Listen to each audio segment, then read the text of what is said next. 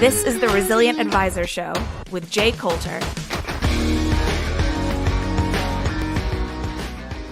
Thanks for tuning in to this episode of Resilient Advisor. This is part of our monthly blockchain interview series with Dan Weiskopf, portfolio manager from Toroso Investments and member of the ETF think tank. Dan, thanks for coming back on. Thanks, Jay. Always enjoy the dialogue. All right, this is timely. We're recording this here at the end of February. Right now, there's some really strong geopolitical challenges in the world. What is the impact crypto can have during periods of war? You know, on a lot of levels, I don't know that people give crypto the positive impact that it can have credit. You know, there's been money sent to help the Ukraine. I'm just going to say it. And at this point, it's about $13 million. Hopefully that can help. We're on other levels, I would say that, a store of value can be helpful as well, right? And we can get into that, what that means, but it's very difficult to know exactly the currency trends these days. And arguably, Bitcoin's in its own world. Mm-hmm. And do you put the other cryptocurrencies in that same camp, or do you have a bias towards Bitcoin itself? Yeah, well, first, let me just be clear. I'm not a maximalist at all, okay? But there's a different utility value with the other ones versus Bitcoin particularly, right? So Bitcoin's in its own element, and then there's, the Solana and the other types of utility value. I was mostly talking about Bitcoin. Okay. So let's look at this through the lens of somebody stuck in a war-torn territory, and they're trying to get out with some of their wealth. Historically, gold and silver to a lesser degree have been a mechanism for moving wealth from one country to another during these types of periods. How is cryptocurrency going to help folks in that situation? Well, I'm glad you drilled deeper on the question. So that's a great point. It's much easier to now. That's why they call it digital currency, right? To move from one place to another, right? And I don't know that everybody appreciates that reality, but it's hard to carry a gold bar, right? And in the case of Bitcoin, it's transportable, so that can help in a huge way. Yeah, so not everybody that follows Resilient Advisor is a proponent of Bitcoin or understands it at this stage. Could you explain to that listener how that would work? So they would put it on a hard wallet, which is just basically the funny part about your question is there's what like a credit card in this case. It's Arculus, and it's one of those companies that we're invested in, and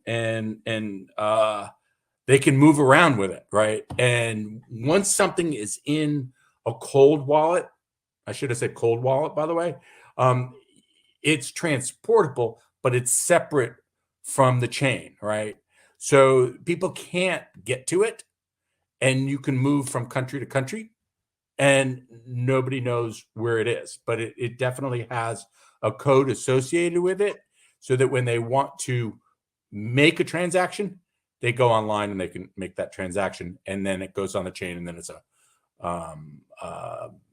payment network. All right.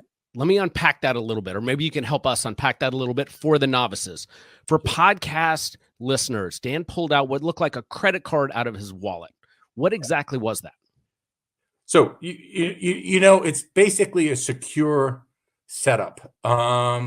You remember years ago where you would have a fob? Of course. It's the same principle, right? So it goes on the in this case, really the cloud, and it's stored on the cloud in a secured network. Okay, so that makes it portable, and it's not on a centralized exchange like a Coinbase. Is that correct? It is correct. Yeah. So if Coinbase got hacked, it wouldn't impact your holding. Or if a government decided you couldn't keep your Coinbase account. Or yes, that is true. Excellent. So speaking of draconian government intervention in the blockchain, China recently banned Bitcoin mining in the country. What would happen here in the United States and to Bitcoin if that were to happen?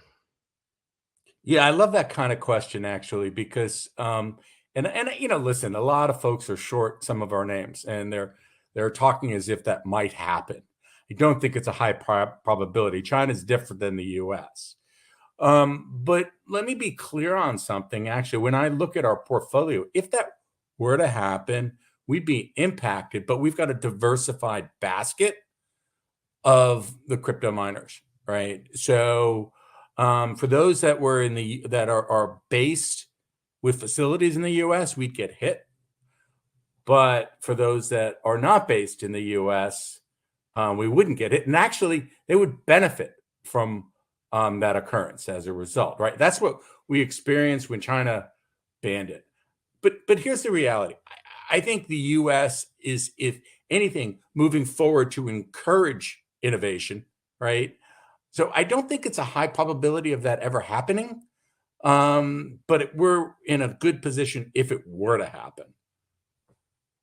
For those new to the Blockchain Monthly, Dan is the co-portfolio manager of the Amplify Transformational Data ETF, symbol BLOK, the largest ETF in the space as we are recording this. So he has a deep understanding of all of the picks and shovels aspects of the blockchain space. And we're going to get to the portfolio and what you're seeing in just a second, Dan. But I got to ask you one more question. When you look at Bitcoin's ability to hedge against inflation today, what do you see? Yeah. Yeah. Here in the States, let's be honest, we've been spoiled without any inflation for decades, right?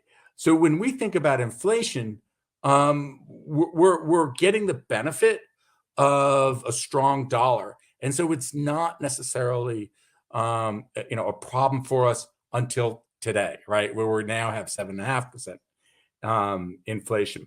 But in the emerging markets, they've been getting crushed by inflation for years, right? 15, 20%. And that's against the US dollar, which has been strong. So my answer to your question is, based on supply and demand, Bitcoin in the emerging markets can be a store of value in the context of inflation headwinds against different countries' currency.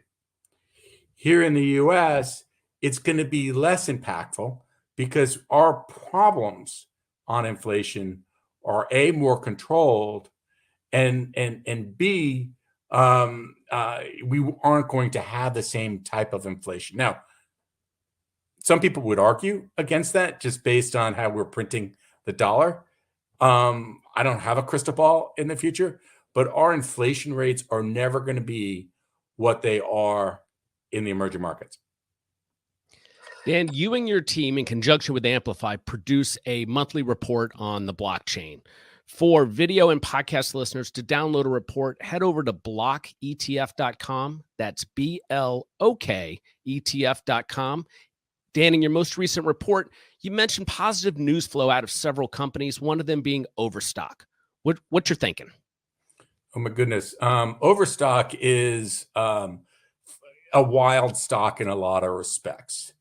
It's a retailer that has a huge investment going back 7-8 years in what's known as Medici, and Medici is a company and an entity that is being monetized now through, in part, T0. Okay, long-winded answer. Bottom line on it. Tell me, is there a reason why it should take 2 days for a stock to settle? No, there isn't. It's antiquated, system, right? Let's fix that. So T0 is part of that solution. Initially it might be just 1 day settlement, and then we'll go to 0, right? Same day settlement. What are the implications of that? Well, listen, somebody's betting a big career bet from the New York Stock Exchange and becoming the CEO of T0. So this is a serious opportunity that I look forward to seeing how it evolves. So, Dan, you also noted in your report that Galaxy has filed a registration statement with the SEC to recognize as a Delaware-based company. What are the implications of this move? We're on kind of pins and needles on this, to tell you the truth. Galaxy's been a long position of ours for probably 3 years. And the fact that it will be a Delaware-based company means that the liquidity is going to improve. It means that in the case of, in our situation, we won't have a PFIC issue because there won't be a foreign company, right? And I think, Galaxy is such an important company in our space. It demonstrates where capital access can come from. Listen, the U.S. markets are the most liquid and deep markets out there, right? Why shouldn't Galaxy be listed in the U.S.?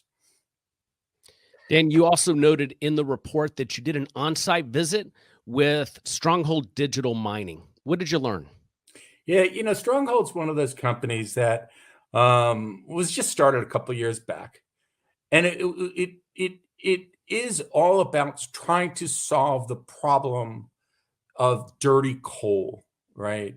There are mountains of coal piles in Pennsylvania that are just burning and creating terrible things in the environment. What I learned was, first of all, seeing visually how the coal gets piled up and on ramped per se, right, onto the facility, right, makes it real, right. I think the site visits are always important because you also talk to the people who are operating, and I think what is sometimes misunderstood is that these mining companies are having a positive effect on communities. And I think Stronghold is one of those companies. And so, Dan, you and your team have also noted that you expect 2022 to be an active year for IPOs in this space. Why is that? And will volatility in cryptocurrencies themselves impact that? Yeah, I think particularly in the mining side, capital is always needed.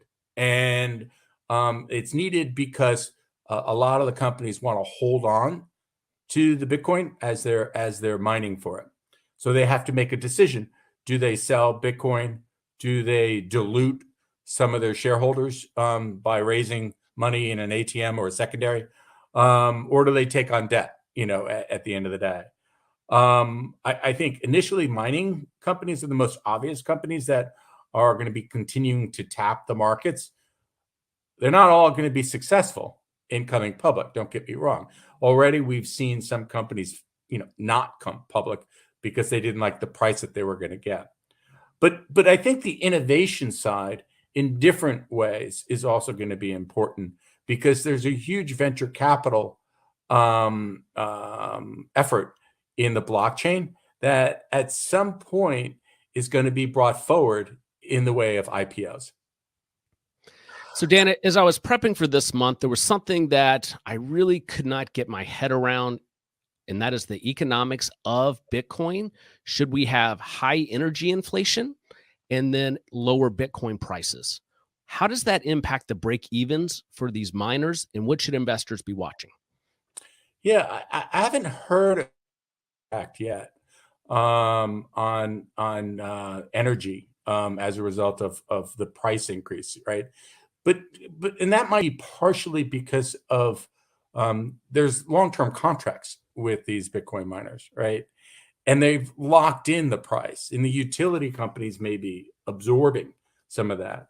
But I think is more important to your question is I think looking outwards, you're probably going to see some utility companies also become mining companies. And that's going to be like an innovative vertical integration solution. Interesting. Dan, we're going to wrap up on that. To learn more about the BLOK ETF and grab a copy of the most recent Blockchain Monthly, visit BLOKETF.com. That's BLOKETF.com. Thanks, Dan. Thanks, Jay. Enjoyed it.